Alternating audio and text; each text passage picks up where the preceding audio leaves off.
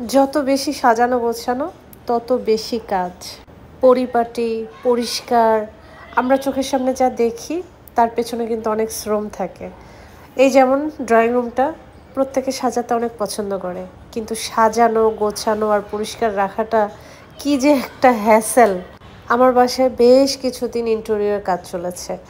ভাগ্যিস একটা বড় পলি ছিল, সেটা দিয়ে সব র‍্যাপ করে রেখেছিলাম। তাতে কি ধুলো ময়লা কি আর এত বাধা মানে? তারপর আর কি অনলাইন থেকে সোফা ক্লিনিং একটা সার্ভিস নিয়ে নিলাম। পেজটা এই মুহূর্তে আমার মনে পড়ছে না, যদি খুঁজে পাই বা মনে পড়ে অবশ্যই মেনশন করে দিব। একদম সকাল সকাল একটা ভাইয়া চলে এসেছে সোফা ক্লিনিং সার্ভিসে। বেশ ভালোই গোছানো মানুষটা, এলোমেলো করে কোনো কাজ করেনি, সুন্দর করে মেশিনটাকে অন করলো। যতটা সুন্দর করে একা হাতে করা যায় দেখলাম সব কিছুই খুব ভালোভাবে পরিষ্কার করছে, যা যা নিয়ম সেটাই করছে।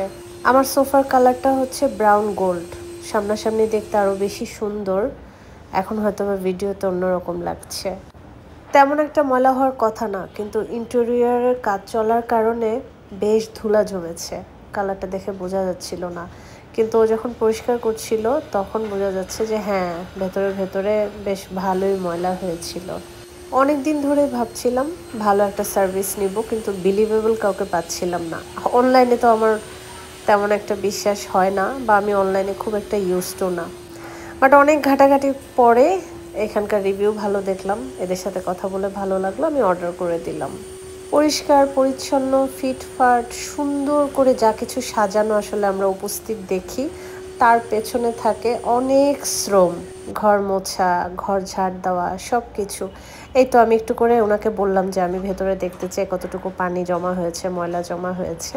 উনি সুন্দর করে আমাকে এই জারের মুখটা খুলে দেখালো যে হ্যাঁ, বেশ ভালোই ধুলা ময়লা জমেছে, অন্য কোনো ধরনের দাগ ছোপ ছিল না, শুধু ধুলার ময়লাটা জমেছে। আমরা যখন কারো বাসায় যাই, ড্রয়িং রুমটা সুন্দর দেখলে না আমাদের মন আটকে যায়, দারুণ লাগে। খুব পরিষ্কার পরিচ্ছন্ন, সাজানো গোছানো, ফিটফাট। কিন্তু আসলে এর পিছনে অনেক শ্রম দিতে হয়। যত বেশি সুন্দর রাখতে চাইবো তত বেশি ফিটফাট রাখতে চাইবো, তত বেশি পরিষ্কার থাকতে হবে। কুশন কাভারগুলো উনি হাতেই পরিষ্কার করেছে, ওনাদের হয়তো বা কোনো পাউডার আছে সেটা দিয়ে বেশ ভালোই পরিষ্কার হয়েছে। তো এই তো আমার সোফা ক্লিনিংটা আমি আপনাদের সাথে শেয়ার করলাম, আশা করি আপনাদের সবার ভালো লেগেছে। শৌখিনতা আর সুন্দরের পিছনে যে মানুষের কত শ্রম যায়, সেটা এরা যারা শৌখিনতায় থাকে বা শৌখিন ভালোবাসেন তারাই জানেন। তো যাই হোক, আপনাদের সাথে শেয়ার করলাম, কেমন লাগলো জানাবেন। আমার ভালো লেগেছে তাই আপনাদের সাথে শেয়ার করলাম।